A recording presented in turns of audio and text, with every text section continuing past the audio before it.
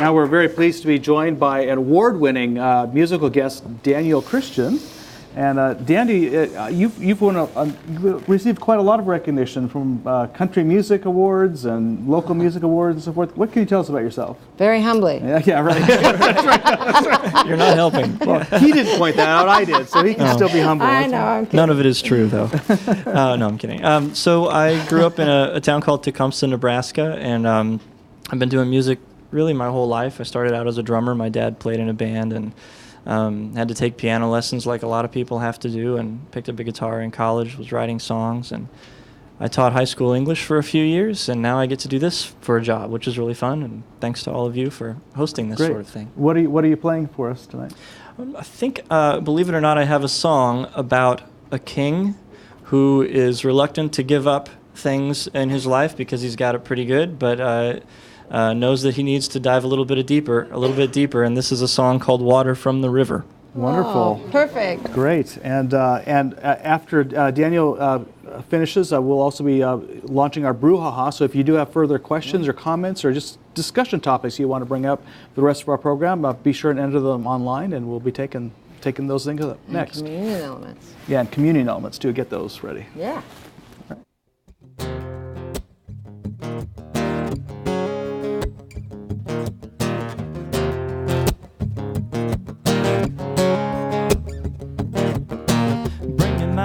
In my purple robe, the higher I get, the more I get low. But I've been the man here since 55 years ago. I'm too old to get up, I'm too old to get down, and never leave home, but I sure get around. My body is ill, but I still got a long way to go. I can't catch the falling rain, I can't brave the flood again, I can't hold the rising tide. But I've heard that there is grace if I reach that special place, so I'm holding on for the ride. I need water from the river to pour upon my hands. I need love from above in the open sky. When I'm falling on my knees in the wet sand, you gotta get me to the sacred shore when the going gets tough. I need water from the holy river when my tears are not enough. Bring me my food on a silver tray, gather it in and then lock it away. Place all the hoards under swords of a soldier for hire. 'Cause I can feel a change a-coming, a new sun rising, the new moon is hypnotizing. I'm raising the white flag, Lord, be gentle and hold thy fire. Inside these rooms that angels haunt, I have everything I want, I have more than what I need. But nothing seems to satisfy the hunger growing deep inside, where only demons come to feed. I need water from the river to pour upon my hands. I need love from above in the open sky. When I'm falling on my knees in the wet sand, you gotta get me to the sacred shore when the going gets tough. I need water from the holy river when my tears are not enough. I'm sorry, I'm afraid, I've always lacked the confidence to put trust in all your kind sincerity. But somehow I can still declare with boldest arrogance that grace is meant for everyone but me. Yeah. Water from the river to pour upon my hands. I need love from above in the open sky. When I'm falling on my knees in the wet sand, I gotta get me to the sacred shore. The going gets tough. I need water from the holy river when my tears are not enough.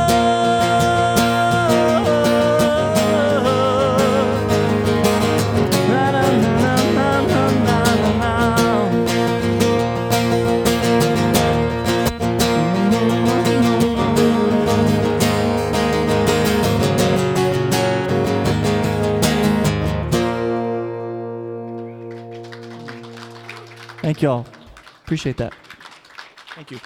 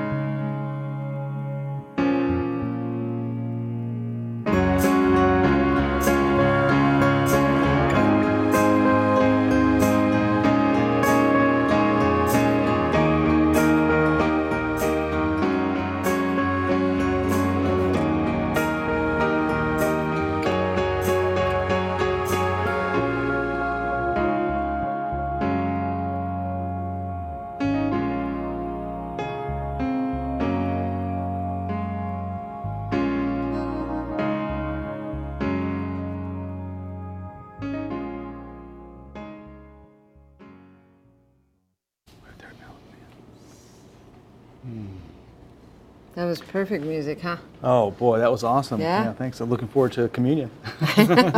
Thanks, Daniel. That was Yeah, great. Yeah. So we had a comment come in. Oops, just my earpiece. My earpiece. Terry Vincent wrote in on the chat. Naaman is upset by the simplicity / absurdity of what he is asked to do, bathed in a dirty river. Likewise, I think we often wait for a grand solution. We have heard stories of fantastic miracles. It takes humility to look for God in the simplicity of everyday life. Oh, wow, that's wonderful. Yeah, that's a great comment. Yeah. We just heard a story recently, actually, about a couple of inventors. It's a true story. I can't remember who the inventors were, but they were supposed to. They were tasked with inventing this freezing unit that could keep things below freezing, but they needed to have a monitor that would ensure that temperatures had never wavered from that had never gone above freezing. So they needed to be able to know at any given time that it had never gone above freezing. And so this one guy sets about and he comes up with this amazingly complex contraption that will absolutely assure that they can look and say, okay, throughout this last 24 hours it has never gone above freezing. And people were impressed. But then the other inventor, all he did was he put an ice cube in. It's like you would know that it never went above freezing, and it was like it was foolproof, just like the fancy objects. Yeah, so to be able to go oftentimes in we and see want, it, yeah. We get caught up in our own genius, but the simple solution is. That's one of the things I thought was really kind of intriguing about what Rachel was talking about earlier about children's stories specifically. That children have this wonderful gift to be able to see what is immediately in front of them. Mm-hmm. I mean, and we as adults sometimes lose that. We have some kind of filter that blocks that. Whether it's ego, whether it's pride, whether it's fear, all kinds of things probably go about blocking that. But we often don't even see the most simplest thing right in front of us. So Yeah. I'll never It's forget good having story. a conversation with my daughter Ariana when she was about 6 years old, I think. She was asking me why there's war. And I was about to go off to some meeting, and I at least had the wisdom to not just give her a quick answer. So I thought I was being wise and saying, well, Ariana, that's a very difficult question, and there are a lot of reasons that go into this that I can't get into now, but I'll talk about later. And she goes, Daddy, I don't think there are any good reasons for going to war. trick question. See, parenting, it gets you every time, I swear. That's right. It's crazy. That's a good answer. Yeah. Well, you guys out there, I'm sure you have stories to tell about different situations where you thought you had solved something and you found out it was your solution was much more complex than what it needed to be. So as you're thinking of those and want to share those with us, that'd be great. But Scott Grissell was telling us a story earlier about the sense of self-confidence with humility. Mm-hmm. That when he was first starting out on his job, he was the person. He was an executive in this position, and marketing executive. Yeah, and he went and got everybody coffee, and at first he was thinking, "Oh, geez." Yeah. Why am I the one going and getting everybody coffee? And then he thought, but I like talking to people, and I like hospitality, and I like giving people coffee. So why wouldn't I go get coffee? Just because I'm an executive doesn't mean I can't give people coffee. And it was in that moment that he realized that it was his self-confidence that allowed him to do that for other people, so that he could listen to what they had to offer for him, because he could be in conversation with them, which I thought was really kind of a cool insight. It's one of those, it was a natural presence for him to be there getting the coffee for people, and yet his ego was kind of getting in the way, thinking maybe I shouldn't be doing this. And yet the simpleness in front of him was serve the coffee. And that's awesome to be able to realize that as you're going along. Yeah, absolutely. Yeah. Scott Frederickson is, I think. Does anyone have any questions? Comments, stories? Yeah, we had. Yay. Yeah, it's on. It's on. As I often have a question or a comment at these things, they're so thought-provoking. I happened to just finish the chapter, as I often do when we're in some sort of Bible study. I just read through the end of it, and I think that it really kind of clarifies. To summarize, Elijah's servant runs after Naaman and is like, hey, wait, and he tells a lie. He's like, there's actually these two new guys, and my master says it's cool to give me a couple of bags of silver and some clothes, and he takes them, and he goes back and he hides them, and Elijah's like, what are you doing, man? You know, where you been? And he tells another lie. He's like, I didn't go anywhere. And Elijah's like, what are you thinking? He's like, is this the time to be taking money or accepting clothes or olive groves or vineyards or flocks or herds and men servants? He's like, Naaman's leprosy will cling to you and your descendants forever, right? And then his servant went out from his presence and he had leprosy. And so I think the confidence in the humility comes from being fully committed spiritually and 100 or 1,000% committed in the act of humility that you're doing. And I think that ties back to, or to make it a question, doesn't that tie back to when Naaman went and bathed in the water? If he hadn't been fully committed to the idea that he could be healed, if he'd just been reluctant to believe that and just jumped in the water 7 times and been like, see, it doesn't work, you know, he probably wouldn't have been healed either.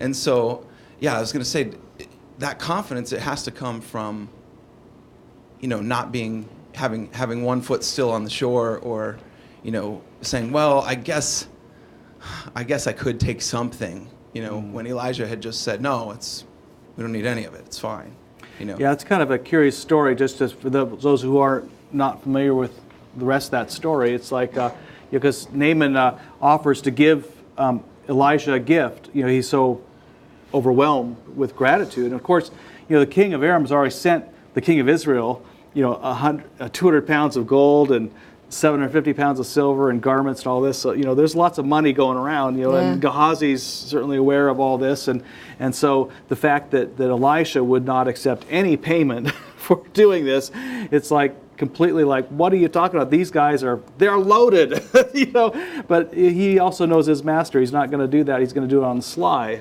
you know, and so that's when he goes up and says, hey, you know, actually we do have some needs here, and tries to cover it up. But it does raise also the question, I mean, we're talking about humility. We think of this as a very gentle, you know, humility is a very gentle trait, but Elisha also then really calls Gehazi out, you know, pretty forcefully, and then Gehazi gets leprosy as a result, you know, gets Naaman's. So this story is a rather fierce story, and you know, and it's difficult to kind of grapple with some of that. You know, would God create, you know, leprosy in somebody for doing that? And we may have some questions about that. But if you kind of step back from the story, another thing that's demonstrating that even the servants of the person of the prophet, they don't simply get away scot-free in this. It's like everybody has to have this humility piece, and even if you're associated with the good guy in the story, it doesn't give you a pass. You know, so oftentimes we think we can have righteousness by association, you know, and just dwell on that. But really, the story. You mean that doesn't work? Oh no! I keep wishing it would work, because you know, being married to who I am, I would be totally free. But good. But it doesn't work that way. And so, you know, you Sorry, can't. honey. It wasn't me, it was his spouse. That's right.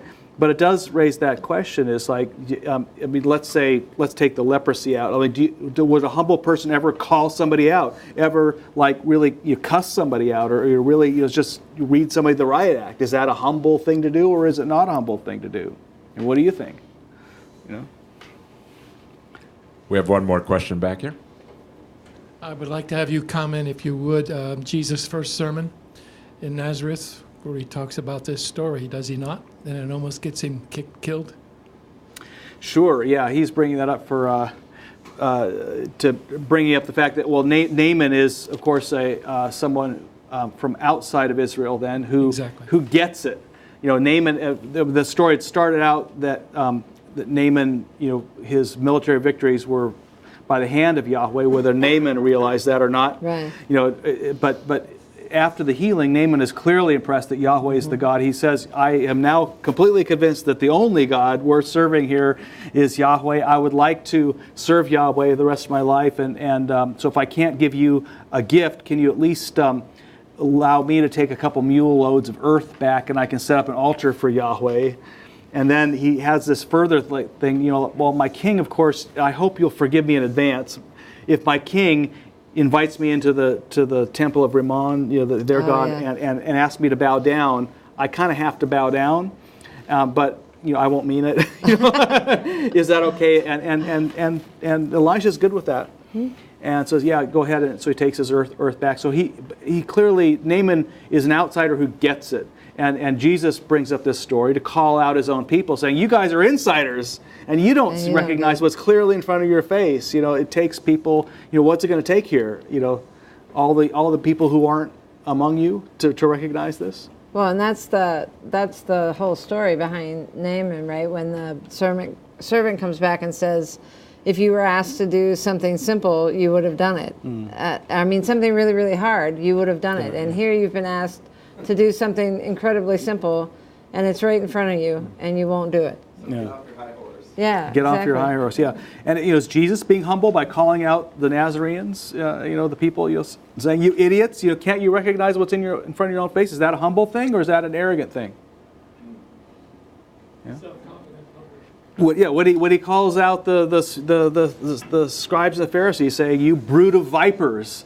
And you're like unmarked graves. People walk over you, and without knowing, and are cursed. And you cross land and sea to make a single convert, but they become twice the sons and daughters of hell as you are. Is that a humble thing to say, or an arrogant thing to say? Maybe he was just trying to get their attention after being humble for like 24 times. It's just like, okay.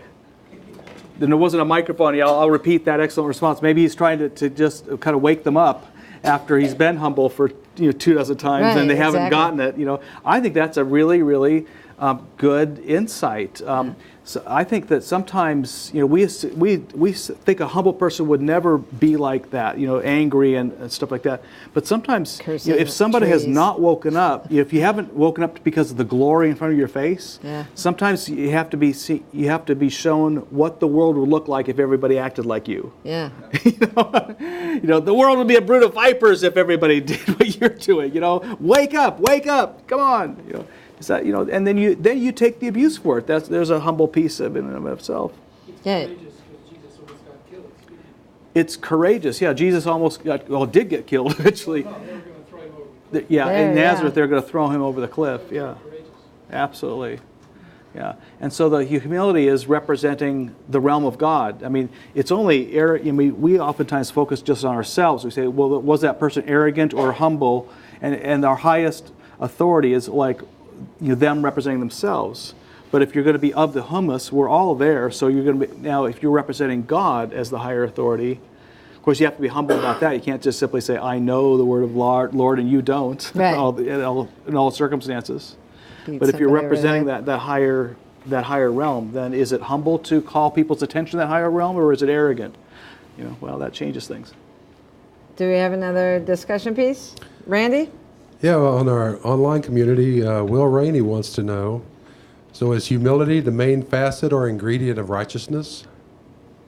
Oh, I was hoping you would answer that question for us. Yeah. Well, to kind of refer back to that 7 deadly sins and 7 lively virtues, the deadly one is pride, and the number one kind of counterbalance, the thing that kills pride. Pride cannot exist in the presence of humility. However much you're humble, pride cannot exist in that space. And so if that's kind of the start of everything. It's the start, I think. It's the start of righteousness. It doesn't, there's other things that go along with this. It at least allows us the good intentions to follow God's path. But then there's the obedience part. There's you have to follow through on that too. So that may involve some other things. I see Lee, another just came up on chat. The truth may be harsh, but if you point to it instead of yourself, then you remain humble, though sounding arrogant in your confidence in the truth. Mm. So your confidence, again, is decentered from your story just enough to be able to hear the truth of what's coming beyond you, right? Yeah. I think when Jesus was confronting the Pharisees, you brood of vipers, he is trying to wake them up. He is, I think he loves the Pharisees, actually. In fact, I think he's more strongly attracted to the Pharisees than any other group in Judaism at the time. He's not hanging out with the Essenes. He's not hanging out with the Sadducees. Those are the other two main powerful Jewish groups. He's always being invited over for dinner with the Pharisees, and he's accepting their invitations. And you tend to have the biggest disputes with the people you're closest to. Well, and that's really a good insight, because we were talking about the blind spot, right? The role of the community to call out the blind spot. Nathan did it for David. Yes. And now the servants are helping Naaman do that for himself, get over it, get in the dirty river and get it done. And here's Jesus calling, you're right, the Pharisees their blind spots need to be pointed out to them, and Jesus is the one that's trying to do that, but in love, right, in community? Yeah, and what doesn't get reported on is probably what just got pointed out. He's approached the subject in 100 different diplomatic ways, and they're still not getting on, and that doesn't make news. That doesn't make news anywhere, being diplomatic, compassionate, friendly, warm, kind. What makes it, he finally blows up and says, you brood of vipers, but it still has this quality. It's you're bigger than this. God has created you, the God of the universe has created you for a purpose, for a reason, to live into this majesty that is you. Why are you acting so small? Why are you being so stingy? Why are you being so afraid? Why are you being so condemning of other people and lacking humility yourself? Break open your story so you can see even yourself through a larger picture. Wow. That's humble. And the consequence to pride as one of the sins, right, is having to live in the world that's so small that you can't breathe in it. You don't get to be able to open yourself up to anybody else's ideas, or you've just closed yourself down from hearing anything. Yeah. I have the feeling that all of us, that one of our number one problems is we create for ourselves a story that is way too small for us to live within. Right. But we keep on trying to create that story from our own perspective. We think it's large because it's all based on our own perspective. But with respect to God's perspective, to see our story through God's eyes, God sees so much more about us than we see. There's so much more majesty left in us that we haven't even conceived of yet. That we don't even have not even created the imagination to envision for ourselves. So that's why we have to keep on getting broken open, keep on coming to this limit, saying, I just don't think I know anything anymore. Can you enlighten me here? And let God actually get a word in edgewise, or come from a perspective that you haven't even remotely anticipated. So it takes off your blinders. I just don't know anything, so now I'm like this. Well, now God can finally get in, because you've had your blinders up. God's trying to come in from over here, but you've been so certain about your story and what's the real that you've just been like this. You have to go like this, and then God can come in that way. It's that Solomon story all over again. What is the one thing that you would ask for as God asked you what you wanted or needed? And he said, I know nothing. Yeah, I want wisdom, yeah. Right. And in a sense, God already sent, like God sent Naaman to David. It's like, that's another way to do it. Like, give me somebody who will show me my blind spots. Sure. Yeah. That's excellent.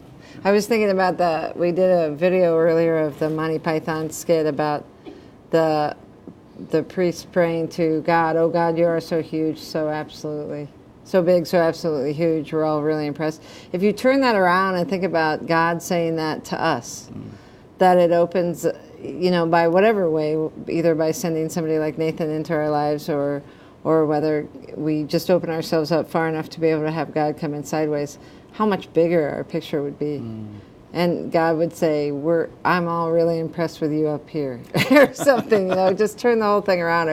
That would be a story that would break open your vision, I would think. Yeah. Kind of cool. Well, that's a good good place to end and transition to communion. Sure. Actually, there's some fertile ground there. We're going to just take a quick break. If you want to gather communion elements yourself at home, bread and wine, juice and crackers, whatever you have there to share this meal, we'd love to share it with you online this evening. So we'll just take a quick break and be right back with communion. Thanks for your discussion.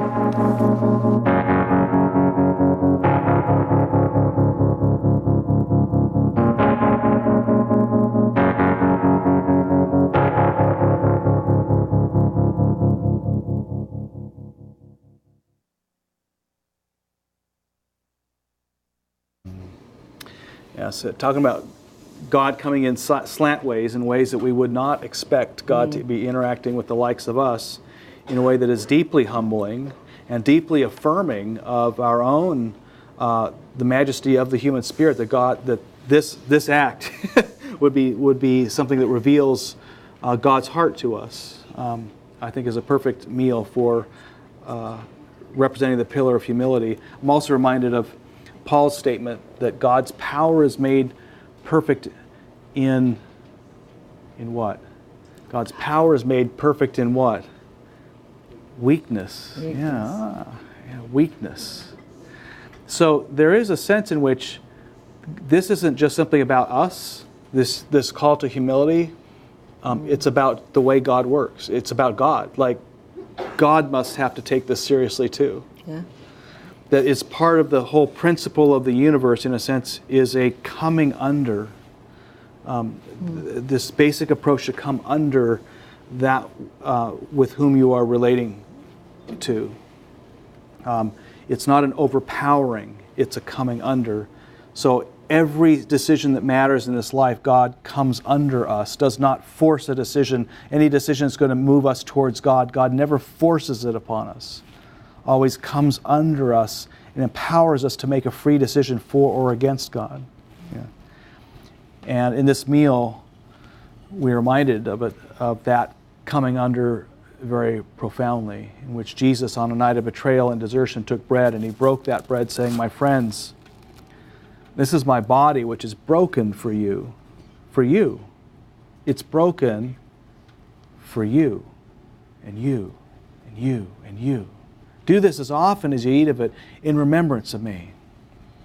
So likewise, after supper, he took the cup, saying, "This is the cup of the new covenant in my blood. Do this as often as you eat of it, drink of it in remembrance of me." By eating this bread and drinking this cup, we remember Christ's death. We celebrate Christ's resurrection. And we know that the way that God works God's own way into our hearts is through getting so very small that even the smallest crack that we open to God is a crack that God can actually enter through. When we open just the smallest crack within us, God, who has gotten very small indeed, can come, and we discover God within. This is a gift of deep humility, and it is also a meal of incredible majesty. These are gifts of God for the people of God. I invite you to enjoy the feast, the bread of life, the cup of blessing.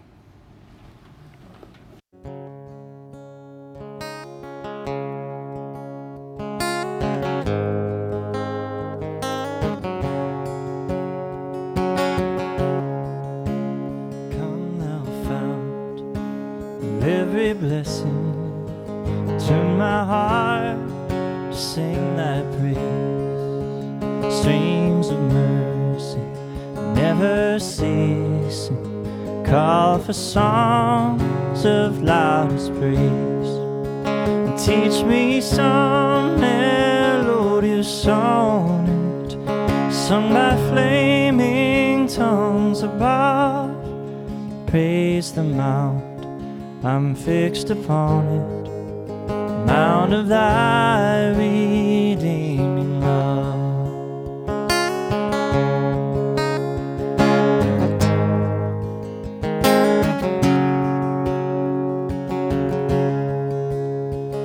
Oh, to grace, how great a debtor daily I'm constrained to be. Let thy goodness, like a fetter, bind my wandering heart to thee.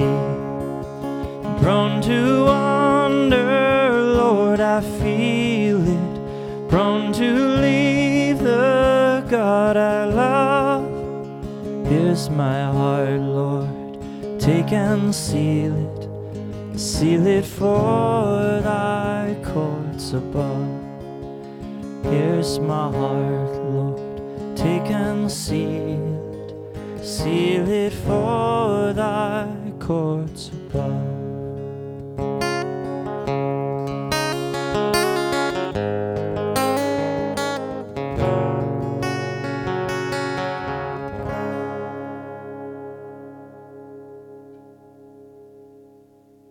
Thanks so much. I don't know if you I'm sure you didn't know that. That's my favorite hymn. Yeah, beautiful. Well, my friends, thank you for joining us here in the Coffee House and online this evening. Next week, we'll be joined by Frank Schaefer, old favorite of Darkwood Brew and Countryside Church. He'll be speaking. He'll actually be joining us live in the Coffee House, physically present in the Coffee House. He will be. Next week, so we're looking forward to Frank, and Frank will be expounding on the gift of patience. Because we all know that Frank is great at that. So that's right. wonderful. So there'll be something. It'll be a side of Frank that maybe we'll all learn about. I love that. I think that's he's a fabulous. Fabulous person of faith and speaker and funny as all get out, Yes. and wise. So until then, my friends, may the Spirit of the living God, made known to us most fully in Jesus Christ our Lord, go before you to show you the way, go above you to watch over you, go behind you to push you into places you may not necessarily go yourself, go beneath you to uphold you and uplift you, go beside you to be your strong and constant companion, and dwell within you to remind you that you are surely not alone in this walk of life. Someone has come under you to bless you, who loves you beyond your wildest imagination. And may the fire of God's blessing burn brightly upon you and within you, now and always. Amen.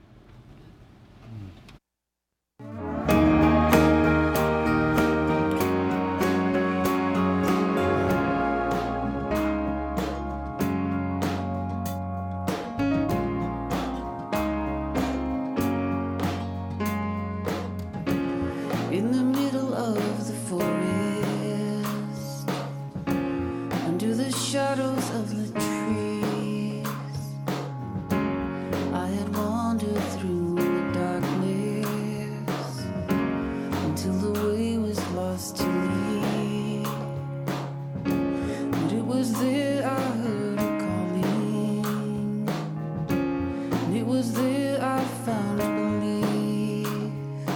And it was then that I found courage in the hour of my need. And I walk on foot with the faith and trust to guide me through the darkest wood, Darkwood.